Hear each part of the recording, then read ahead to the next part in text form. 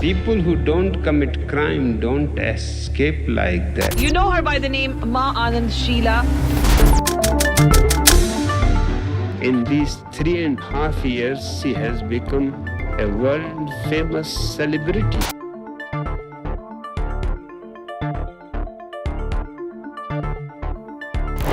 There was something ethereal in his personality. There was something not of this world, something godlike. For me, it didn't matter it was godlike or not godlike. Mm-hmm. For me, I felt complete in his presence. Right. A lot of people say that. A lot of people usually who meet him or, who encounter Acharya Rajneesh for the first time, they are of the opinion that something came and struck them and they are not able to articulate as to what they felt and what they experienced. But there's something very huge sitting besides you and he is emanating such powerful vibrations that it kind of comes and envelopes you. That why did Osho stop giving Shaktipat, after a few years? Have you ever seen him meditating? Did you ever get a chance to see him meditate? No. Bhagwan started experimenting with drugs. Osho was a mystery in life. He's a mystery in death. Right? Like, because it is very hard to demystify this man's life. I asked you so many questions and you also said that you do not have a logical answer to certain things. Like, how could one read 1 lakh books? How could one speak practically on all religions that existed on this planet Earth with so much of authority?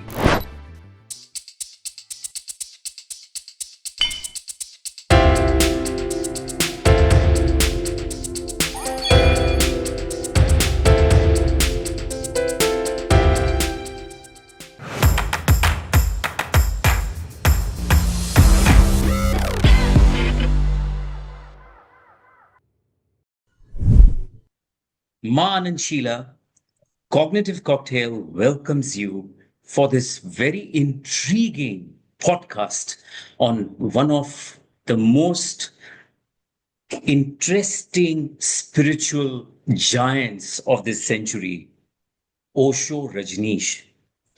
Ma Anand Sheela, you don't need any introduction. And, I say this without any exaggeration because I can very confidently say that all those who are aware about Osho and his work know who Ma Anand Sheela is.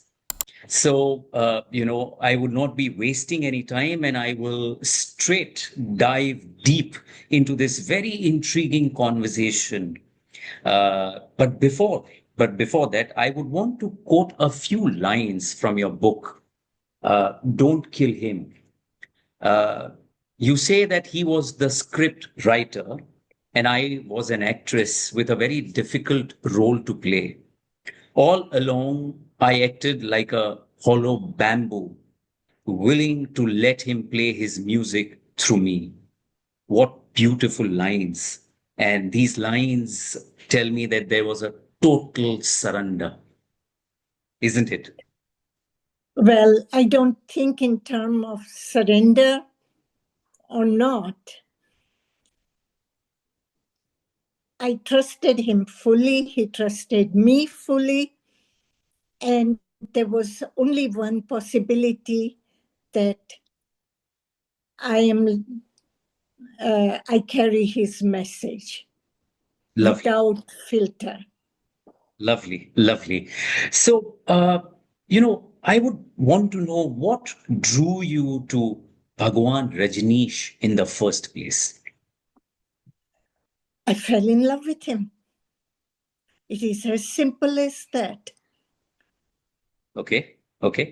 But to fall in love with a spiritual guru, and I think you met him at the age of 16 when you were 16. That was the first time, you met him. with your dad.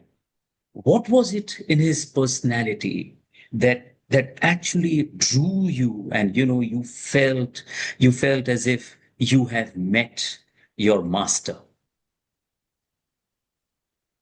I had no such thoughts. I Okay. was not going to meet a master. Okay. I was told my father that we are going to go see.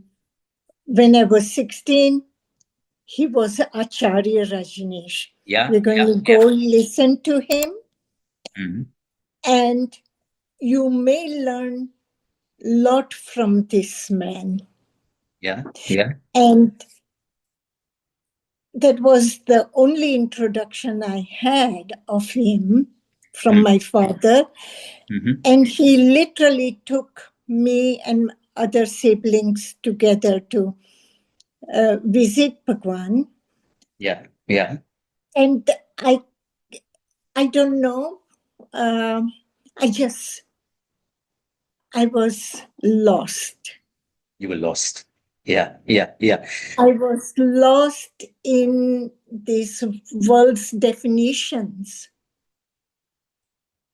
Mm. of what I felt. Yeah. Yeah. And what I felt, I can only decipher it as love. As love. Mhm. So, you said that when you met him, he was Acharya Rajneesh. So let us start from his journey. He was a professor of philosophy, and he would come to Bombay as Acharya Rajneesh. He started his, journey in Bombay by giving talks on Jainism and Mahavira. In his initial days, he was invited by Jains for Pajusan Vyakhyan Mala. Uh, so, when I look at Osho, and when I look at his past and how he was, and then how he transformed himself, there was a complete metamorphosis in his personality. And, you are the fortunate one who knew him right from his initial days. So, Ma Anand Sheela, we would want to know from you, how was he when he was Acharya Rajneesh, when, he used to wear a simple white shawl, and most of the time he would be bare chested. How was he as a person? I didn't know him then personally Okay. as I know him now. Okay. It, it was an auditorium meeting where my father brought us. Okay. Okay. And he sat on a podium Okay. and spoke about things that we all are curious Okay. to know but don't understand at times. Yeah. And at times we want to know more about it. Mm-hmm. The second meeting with Bhagwan after Mm-hmm. 5 years Mm-hmm. was the telling thing. Okay. Okay. I So, came, so you met him. Sorry, you met him at Woodland Apartments. That is where your second meeting was. yes, Okay. as and there too, my father took me there, Mm-hmm. and we visited Bhagwan. And I just simply put my head in his lap, Mm-hmm. and I was gone. I could have died in that very moment, and I would feel complete. Yeah. Yeah. Yeah. Yeah. So there was something ethereal in his personality. There was something not of this world, something godlike. For me, it didn't matter it was godlike or not godlike. Mhm. For me, I felt complete in his presence. Right. Right. A lot of people say that. A lot of people usually who meet him, or, who encounter uh, Acharya Rajneesh for the first time, they are of the opinion that something came and struck them. and they are not able to articulate as to what they felt and what they experienced. But there's something very huge sitting besides you, and he is emanating such powerful vibrations that it kind of comes and envelopes you. And like you said, you felt complete. So that was your second meeting with him. Right. And Okay. at that meeting, he was already Bhagwan. And then when did you take sannyas? Because here I can see that he's giving you on the cover page of your book, he is giving you something which is called as Shakti Path on your Agnya Chakra. So when did this happen? This photo is not of that time when I second time met him or Okay. so. It was much later. Okay. It was the photo was in Pune, I think, after he had moved to Pune. But I took sannyas a few months later, short months later, when he was having first meditation camp in Abu? I think name of it was also Anand Sheela. Okay. Okay. Of the Okay. camp name was Anand Sheela. Uh-huh. Uh-huh. I think so. Maybe I have written in this book, but I don't Yes. remember Yes. now. Yes. It was Anand Sheela. You have written it in your book. And that's how this name, he gave you this name, Ma Anand Sheela. Yeah. Maa Anand Sheela. My name was Yeah. Sheela from my parents, Yeah. and then he gave me name Anand Sheela. Yeah. Yeah. Yeah. Yeah. So when I go, when I read his darshan diaries, there was this beautiful tradition, where a guru initiates the sishya. And while initiation is being done, he gives this Shakti path, which is transfer of energy to activate certain chakras in the body. And then there is a mala that he would give. So I have two questions here. First, what happens when a Shakti path is actually given? Do you feel that powerful energy being transferred? And my second question is that why did Osho stop giving Shakti Path, after a few years? The answer to your first question, everybody has their own unique experience of Shaktipat. Okay. For me, it was important to be near him, and the rest didn't matter. Okay. Okay. So we cannot categorize or we cannot reproduce the feelings because it's a flow, energy flow, and flow of the feelings. So how you take it, in what frame of mind you are in, that's what you feel.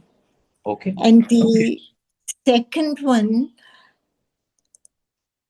the volume of people taking sannyas was getting bigger after moving to Pune. And he then decided that he would sign and give names on a side to his secretariat. And they will then give further these names and sannyas and mala. I was one of the lucky ones that I had my mala with his own hands. And it was Yeah. a beautiful event. I was already madly in love with him. Yeah. Yeah. Since you've seen him so up and close, can you describe his eyes to us? Because Oh my because God. there have been volumes written, about his eyes, and people who met him, they just went gaga over his eyes. They said, what kind of eyes does this man have? And did you ever get a chance to ask him, you know, about his eyes, like because you were so close to him, that why did he have such hypnotic eyes? And there are people whom I have met, and they tell me that one glance and that's it. You could not hide anything from him. The way he looks at you makes you transparent. Okay. Okay. You are almost naked Mm, with his one glance. mm, He sees through you mm, mm. like an X-ray machine. Okay. Okay. Okay, okay. So these were initial days. Then you moved to Pune with him. So I and Chinmay both moved to Pune. Mm. Bhagwan was beginning, and Lakshmi was then his secretary. Yeah, yeah. And I had a very close contact with Lakshmi. Mm. And then I became Lakshmi's assistant, valet, however way you want to call it. I looked after her. Mm. Mm. Mm. Mm. Okay, okay, Yeah. okay. And then came a point, Pune was overflowing with people Mm. and not enough space. People were getting sick. The living conditions were not acceptable for many Westerners, and so Mm. Mm. Mm. that's Okay. when we went and looked for property for Bhagwan in India, but we were not successful. I think there was a plan to move the ashram to Kutch, and Yeah, yeah, I and I know think the yeah. palace. Uh, I went with Lakshmi, and Mm. it didn't work out because Bhagwan wanted Lakshmi to be outrageous when she speaks to the media. Right, right. And when she does that, then the public is riled up, Mm. and the person who wants to sell the property doesn't want to do it. Yeah, because yeah, yeah. So this was his style. I think he believed in shock therapy, and he himself said that. Not only that, that was deterrent. For when we were in Oregon, Mm. these were the same instruction for me. Okay, okay. Be outrageous with media, and you will get free advertisement because they love scandals, Mhm. and you offer with your outrageousness scandals. So it was a well And crafted, well thought strategy. Okay, of Bhagwan, yeah. okay, okay. So were you appointed a secretary, personal secretary of Bhagwan in Pune itself, or this role you started once the ashram moved to US? No, it had already begun in Pune, I think in 78 or so. I started taking over more and more responsibility. Mhm. Mhm. And when Lakshmi was traveling and I was in Pune, then I was given authority to sign in Bhagwan Secretariat. And so. Okay. Okay. So just take us through, uh, a day in Osho's life. What is it? The mornings, the afternoons, the evenings. What would Okay. he do? How would he start his day? So morning discourses he would do, begin at 8, Mhm. and they would go till 9:30, 10. Mhm. And after that, he would return back to his house in his room. Mhm. He had his library there. So if he wants to, he reads it. If we would always prepare his questions in the manner he likes.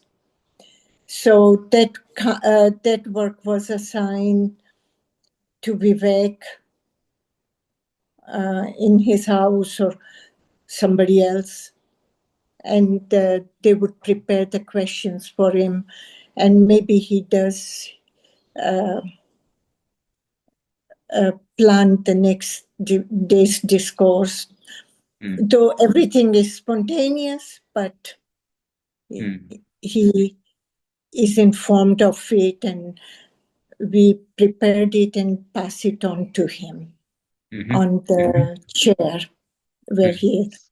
Then he would go bit in the beginning of Pune days in a garden, sit there, and few visitors come, then he would see them there. Mm. Mm. And then I guess lunch and rest a bit. Mm. What would he eat? Was he very particular about having He sattvic ate food? a similar like a Gujarati thali, Okay. uh, 3-4 vegetables, small amount, Uh-huh. couple of chapatis, Uh-huh.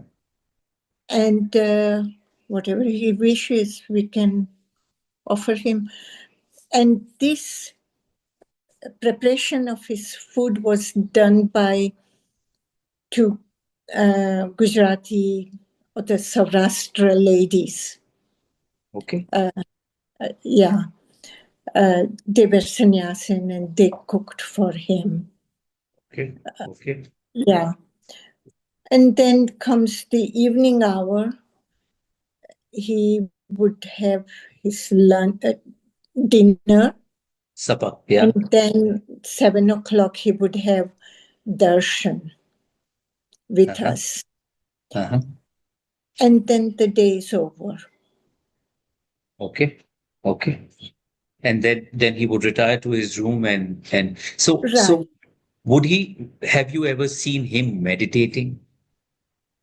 Did you ever get a chance to see him No, no, meditate? no. No, he only closes his eyes when we are out sitting in satsang, the discourse. Yeah. Uh, no, no. He was an active man in his habits. Mm-hmm. Mm-hmm. Mm-hmm. There was a time he also was swimming in Rajneeshpuram. We built a Olympic-sized swimming pool Swimming for pool. him. Yeah. Yeah, Yeah. direct attached to his bedroom or in that side. Mm. Mm. Mm. But he was also suffering from diabetes, and I think in Pune, his health was not particularly good because diabetes and asthma both were troubling him. Diabetes and asthma. His asthma was much worse. Okay. Yeah. Mm. And Pune, he could not do much because crowds of people would disturb if he wanted to go walk a street or sit around in garden or something. We always have to be very careful. Mm. Mm. Mm. Right. Right. He was also allergic to fragrances, perfumes. Right, very much so. Right. Right. So, so what is your take on Bhagwan Shri Rajneesh when it comes to his knowledge and wisdom? Do you think he was gifted or he acquired this knowledge and wisdom in this lifetime? Because when I read about him, till the age of 9, he did not go to school. He was living with his nani, and after 9, he starts going to school. He does his BA in philosophy, and I think he did his master's in atomic physics, then becomes a professor, then starts touring the country. Uh, what I fail to understand is, and what amazes me is that from where did he get this kind of immense knowledge and understanding? Because somewhere he claimed that he's read more than 1 lakh books. So I was just calculating in my head that if I read 3 books a day, it would take me 91 years, close to 91 years, to read 1 lakh books. So was it psychic reading like Vivekananda? People said that Vivekananda could do psychic reading. He would take a book in his hand and he would sit with the book with his eyes closed, and that's it. He's absorbed the book. I never was. For me, all this information was not necessary. Mm-hmm. But I do know that we used to order volumes and volumes of books from all over the world for him. Mm-hmm. That's how come his library is 150,000 books. Okay. And I know we used to prepare all the new books coming to air them out so there is no smell for him to have asthma or so. And prepare almost every day 10, 12, 15 volumes, and that would be placed near his chair and bed. Unbelievable. Unbelievable. And for me, he was a genius. I can tell you a small example. Thousands of people came to listen to him on a daily basis. We were having a first Rajneesh festival in Oregon. I was his driver. Also, I used to drive him to the podium and back home. So the first day of this celebration festival, we finished the satsang in the morning, and I was driving him back to his house, and he says to me, Sheela, is Nirmala there? Who to Nirmala? I don't know. Bhagwan, I don't know. Who is Nirmala? He said, you check if somebody like Nirmala is there. Now, Bhagwan had a habit when he came to podium, he would look from one side to the other in one glance. I call it one glance, like that, and back. And he saw Nirmala there in 15,000 people. For me, it is remarkable. And I leave Bhagwan to his house, then I go and I check with my assistants. I said, please check. Somebody named Nirmala has come from India.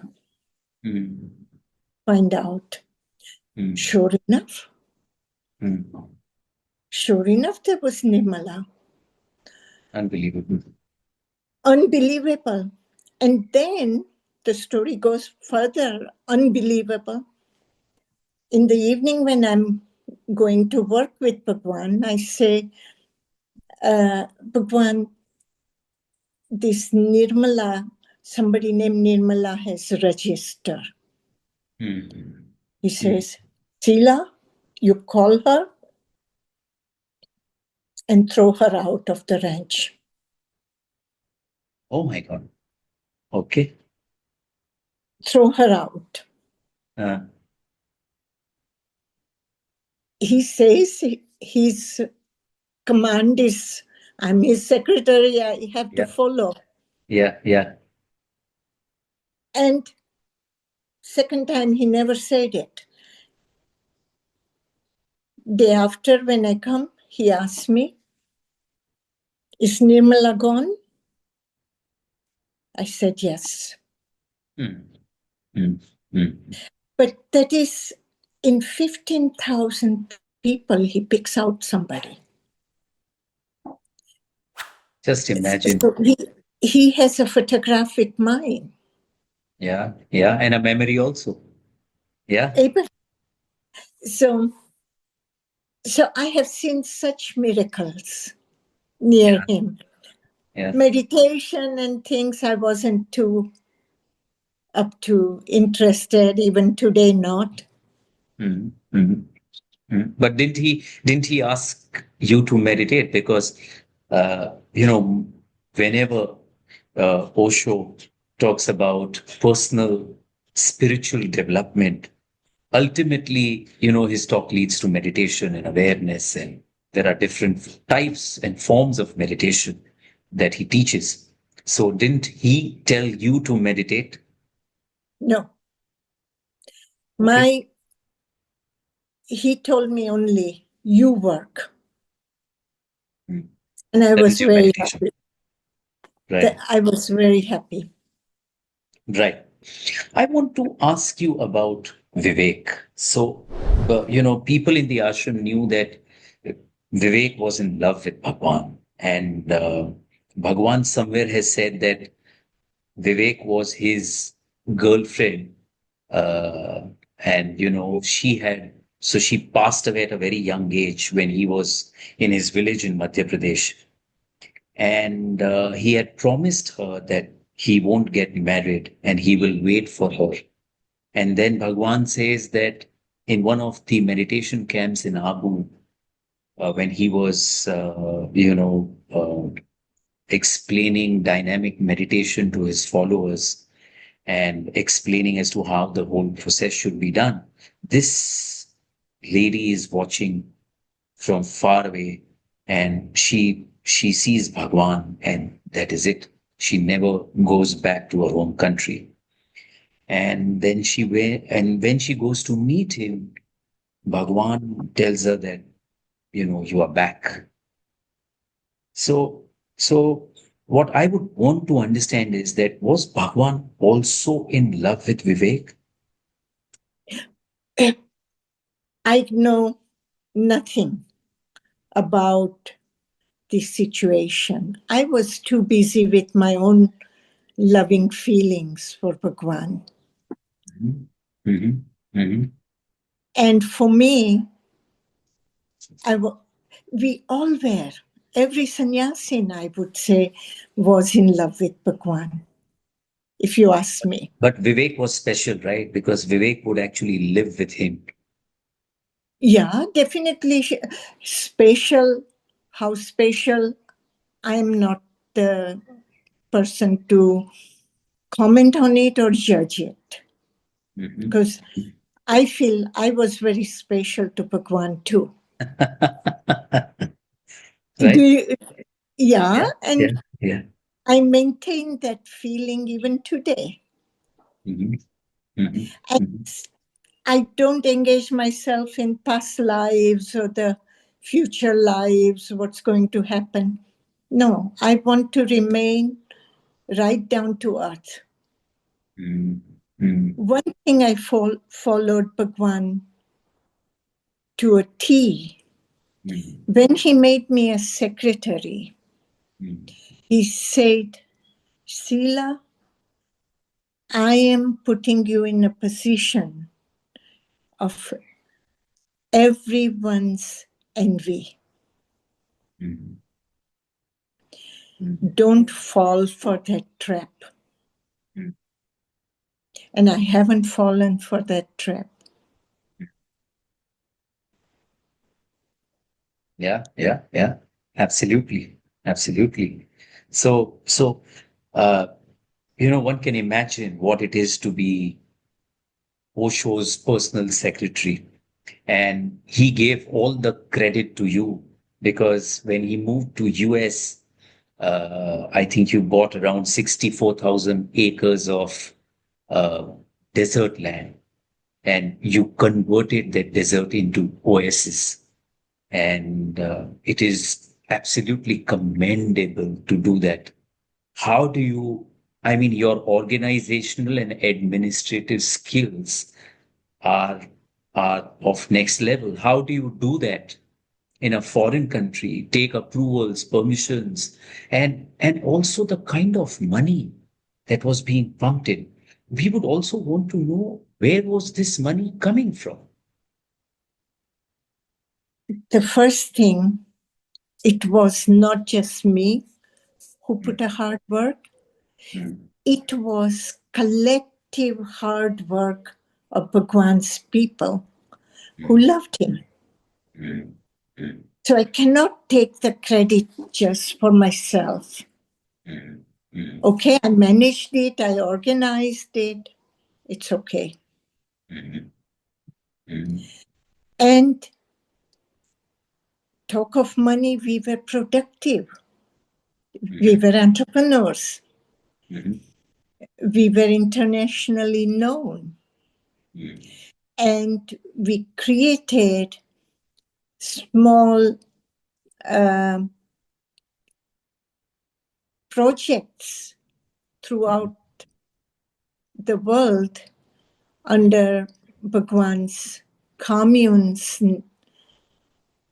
and we maintained ourselves.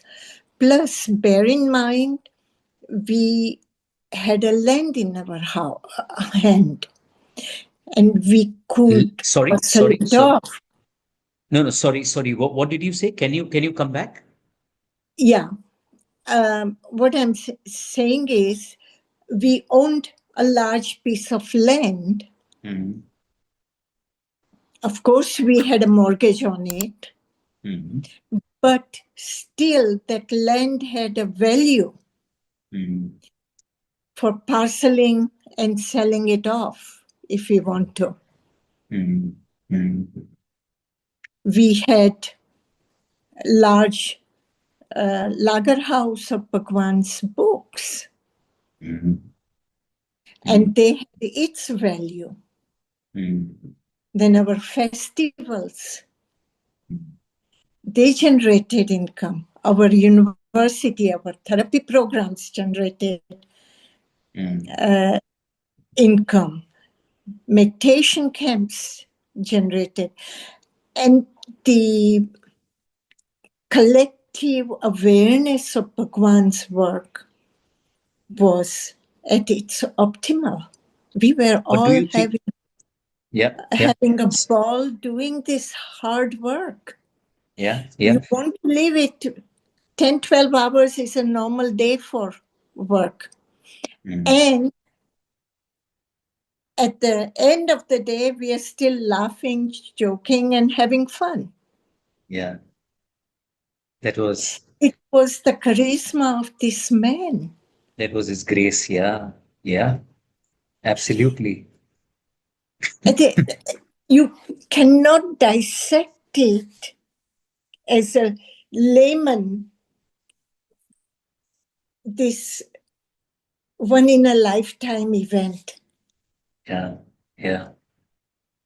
Right. So, I can understand that the whole Rajneeshpuram and the organization was working on a self-sustaining model.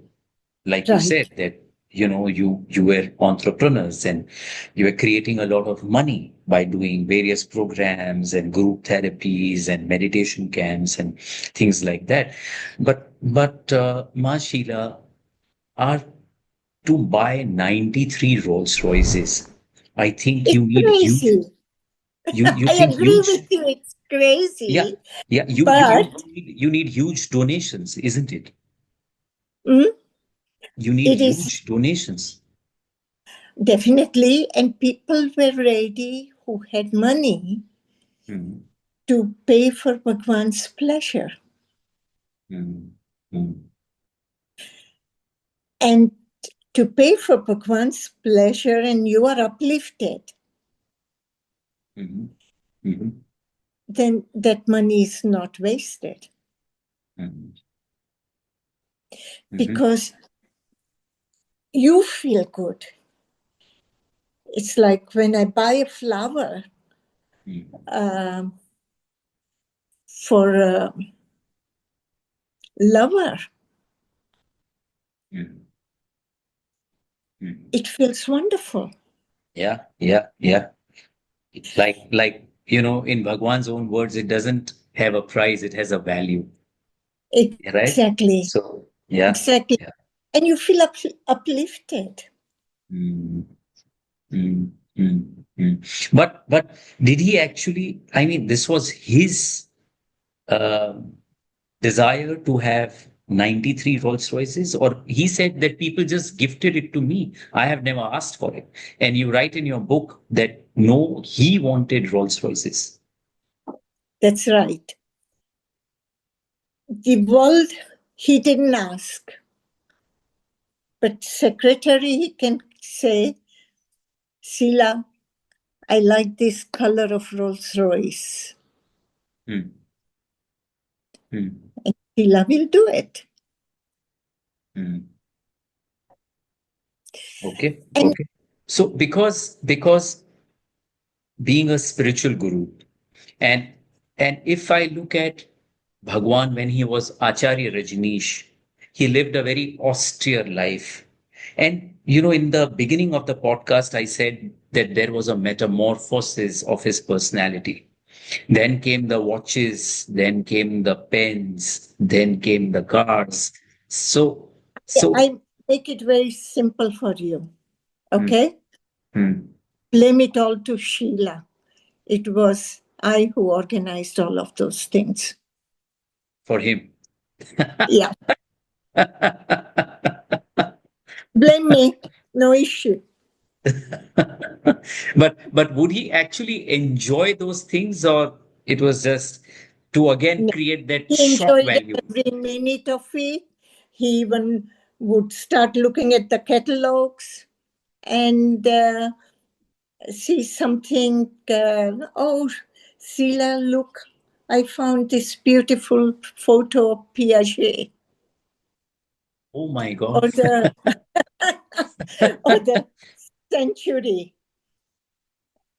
like that, no? Yeah, yeah. So what happened to his 93 Rolls Royces once, he left US, and then I think the land was eventually taken by the government, and today there's some Christian organization running its center there on the land where the I Rajneeshpuram don't ashram was. know much Okay. because I was not involved. I Hmm. had left Bhagwan completely Hmm. and I went out. Hmm. I was finished with it. Hmm. And whatever they did, sometimes people used to send me cuttings of Hmm. uh, events or something. Hmm. Um, if I'm in mood, I would look at it. Otherwise, I had no Hmm. interest. Hmm. Bhagwan, I had learned from Bhagwan that burn your bridges Hmm. behind. And I Hmm. had burned my bridges. But you never felt that need, that urge to be with that man again, whom you had loved so unconditionally. I'm every day with him. Mm, He's part of my breath in and out. Mm, mm, mm. I talk to people only about him. Yeah. He's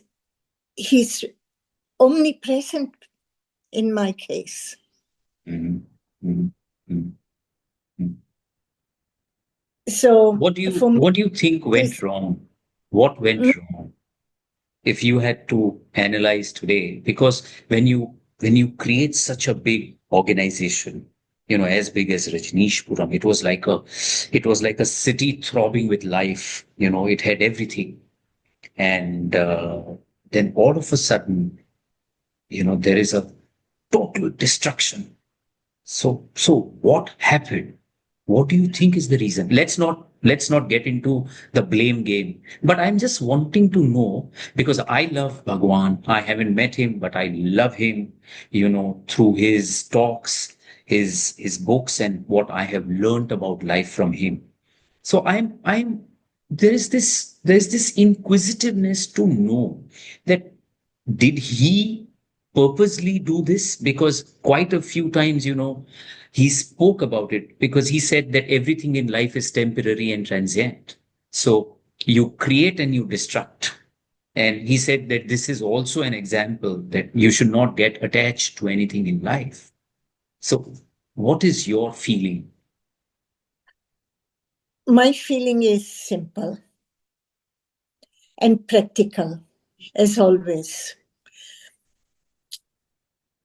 Bhagwan started experimenting with drugs. Mm, When I found out, I went direct to Bhagwan mm, and explained to Bhagwan, this will bring us in problem. mm, Because we had 2 times before mm, the drug department or some NCP. I don't remember anymore. They were in ranch, raided ranch. We had no drugs at that time. mm, We even had a drug dogs for mm, scanning people. mm, Bhagwan had given me a job of protecting him, his commune, mm, and his teachings. mm. Now, if I want to do this, all three successfully, then he has to stop this experiment on drugs. So when you say experiment with drugs, was he taking drugs himself, or was he allowing drugs inside the commune for his followers? He was experimenting himself with help of his doctor, and he also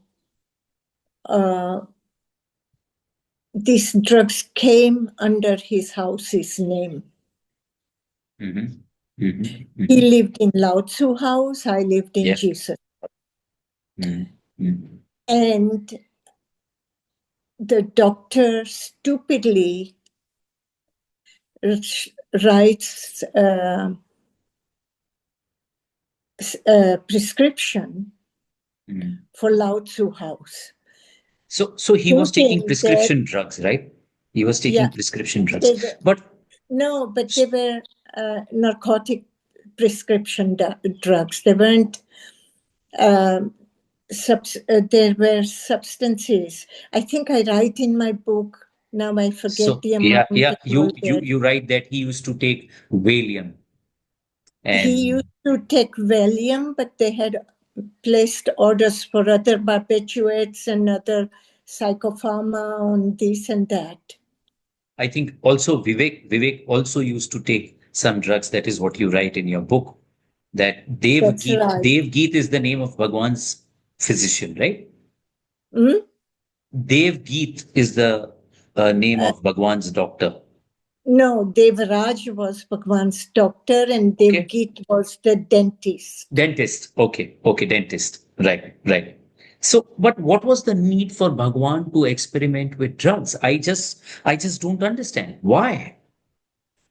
You know, it wasn't just, that was the same question I have asked these people before speaking to Bhagwan to find out information. What was the need for it? Hmm. People felt cute. But okay. Okay. That has Whatever their understanding is, I don't care anymore. It doesn't matter to me.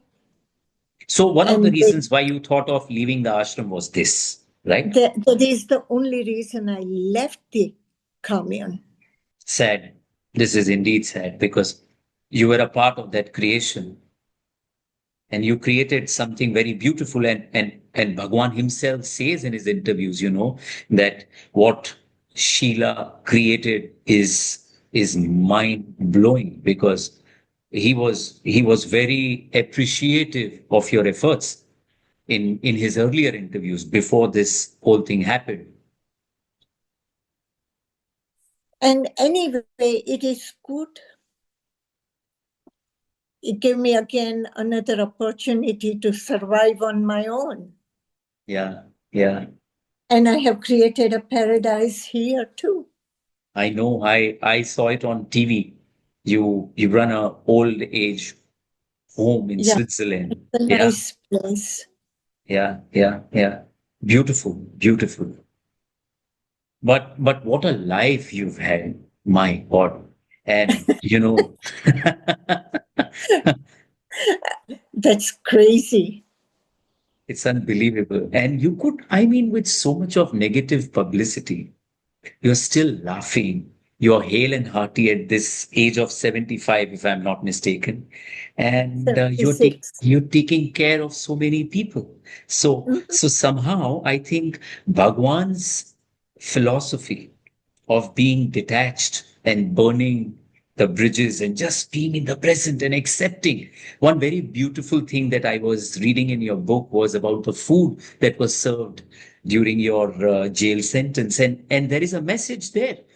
You write that even in jail, people are complaining about the food when they know they have no option.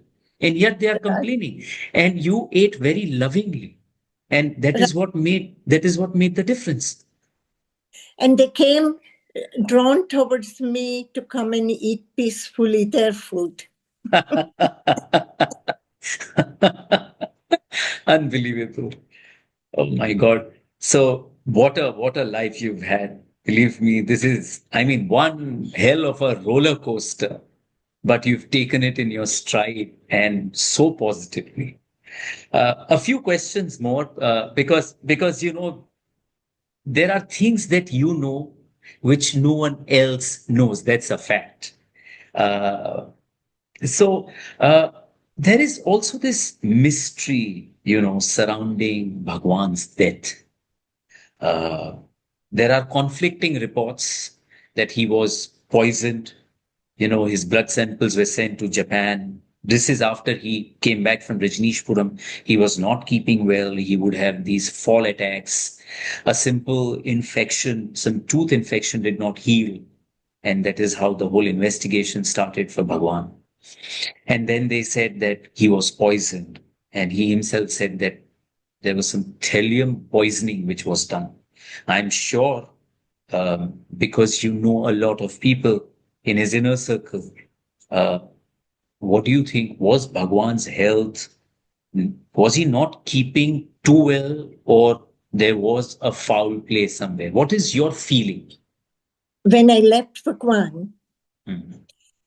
Bhagwan was intact in his health. Okay.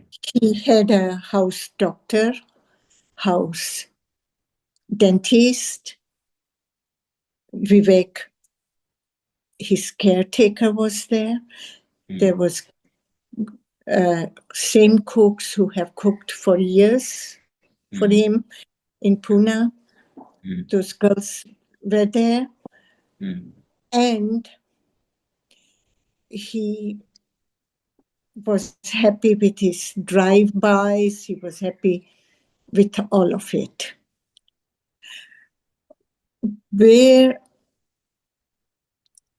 When I told him about that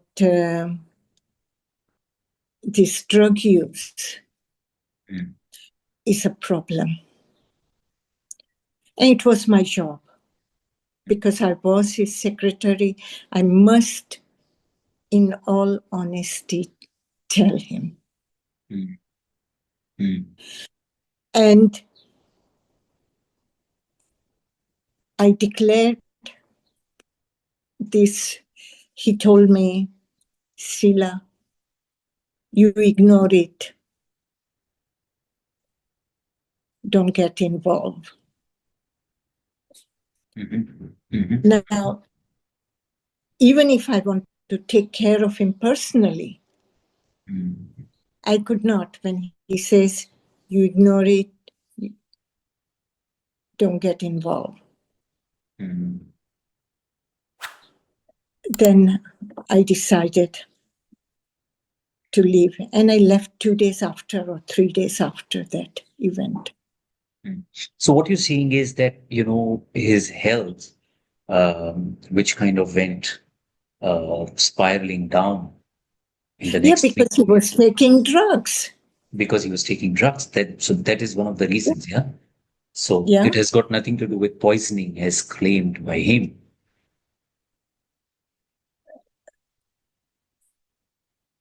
I don't know anything about it. I was also in prison for much more longer time. Nobody gave me anything to poison.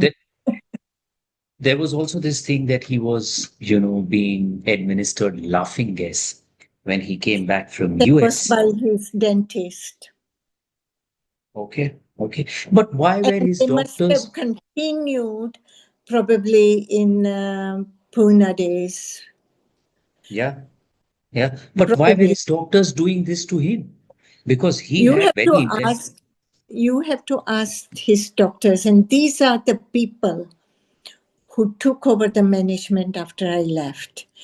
And these are the people who have created this.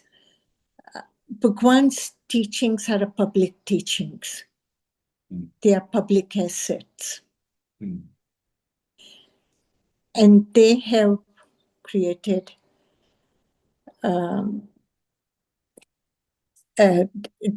these people who managed Bhagwan when he was alive. Money is all in their pockets, and their fellow corrupt people. So somewhere they wanted to take control of the organization because they saw so much power and wealth being created, because of Bhagwan's work. So they somewhere felt that they will then be in charge. And so his inner circle in Pune was the one that was there in the US. But after you left, these guys actually took control of him and his work, right? Who is Jewett? No. What I'm saying is after you left. Yeah. Until I was there, I had full control, and I had complete, not just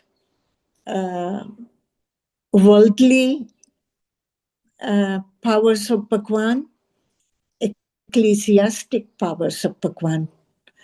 He had given me in writing. So there is, we keep on reading in newspapers that there is some fight going on in the Pune ashram today. There are I don't know. Yeah. I don't know. Yeah. Because of his The IPR, the intellectual property rights, is huge because of his, the sale of Yeah. books and the royalty that is generated out of it. Because there are around 650 books, uh, and I'm sure. yeah, I'm sure. yeah. Yeah. So And all this money they're making in Pune Ashram and all that, they are enjoying it. mm, right, right. Uh, so there was till 1984 before. So when did Rajneeshpuram completely shut down? 85. I left in almost the end of 85. And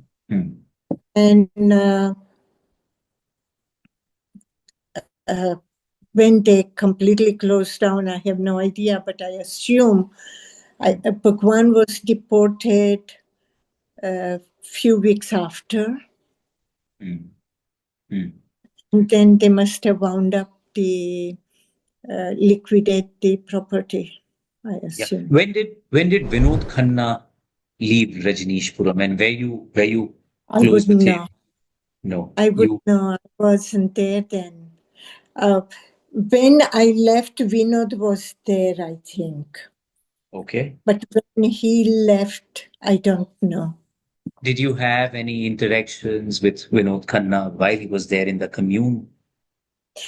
As much interaction as what I had with Shailendra. Hello, goodbye, like that.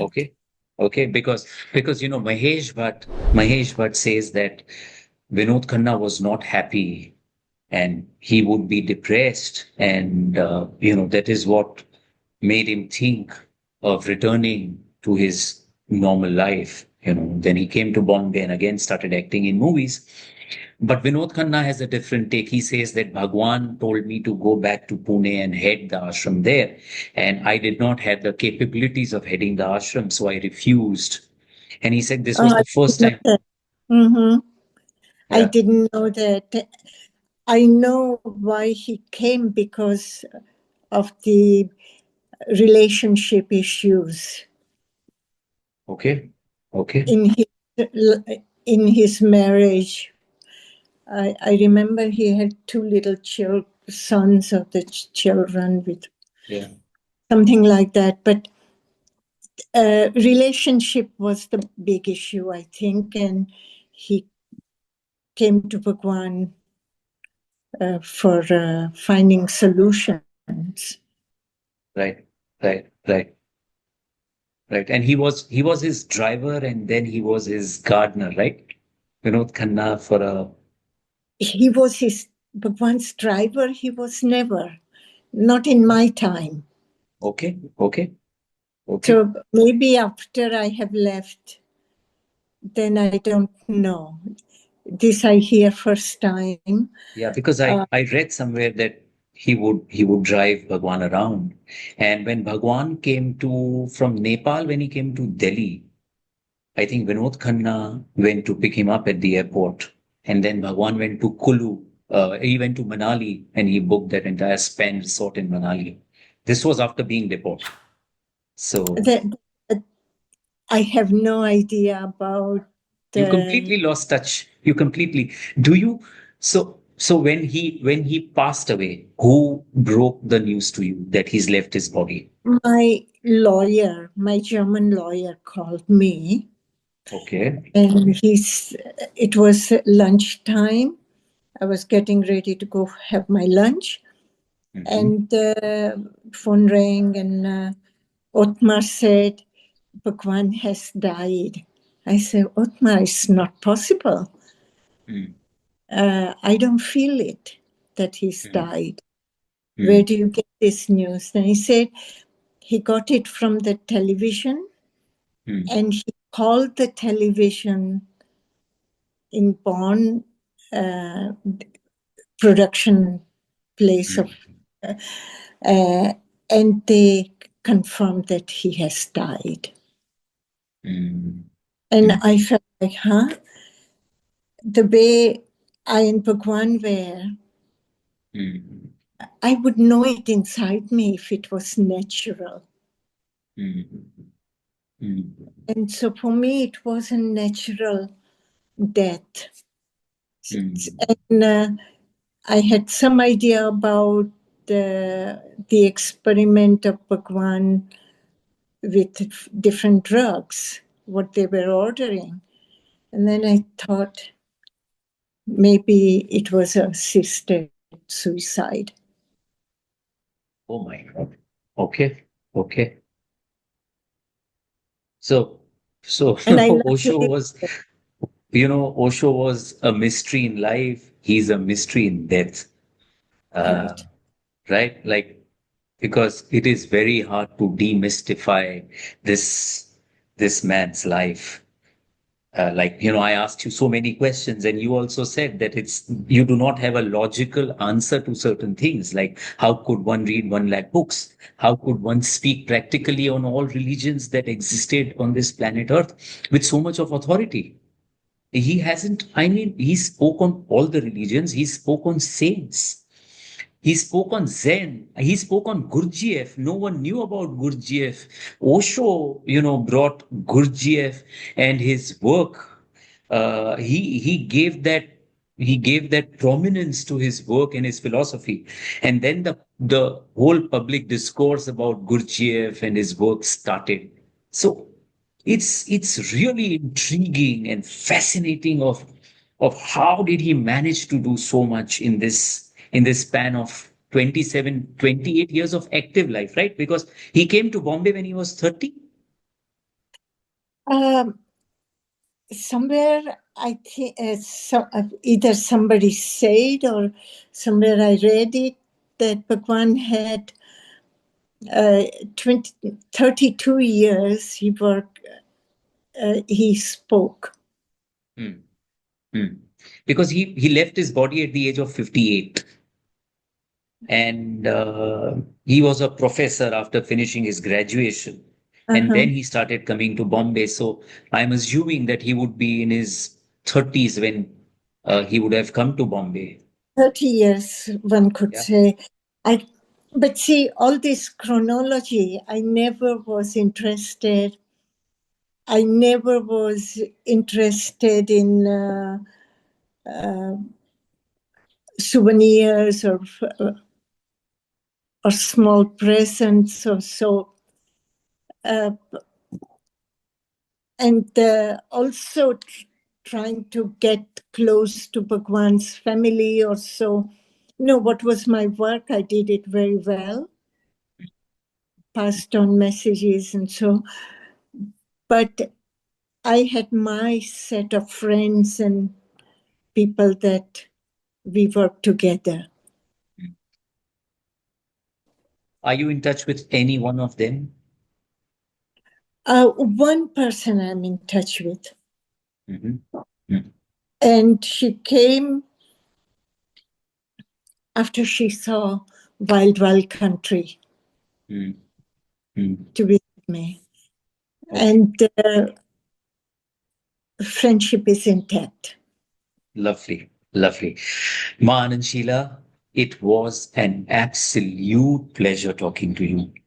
Uh, what you have created in your life because of the love that you felt for this man called Bhagwan Shri Rajneesh is just commendable. Your dedication, your surrender, your whatever you did for him and his organization um, is something that the world is going to talk about, and people are always going to be interested uh, in your life and your contribution towards Rajneeshpuram. Thank you so much for this valuable time of yours. And, I hope that this journey of you being a seeker And I think that is why you went to him, because somewhere you would also be seeking and searching for the higher meaning of life. And that is what attracted you to a person like Bhagwan. Continues. But one last question. Hypothetically speaking, would you want, if you had a chance and if you could will, would you want to meet Bhagwan in your next life as your master? Truly, I have stopped thinking of such events of next life or past life. Mm. It was never my occupation. Mm. And of course, if by chance I meet Bhagwan on the street,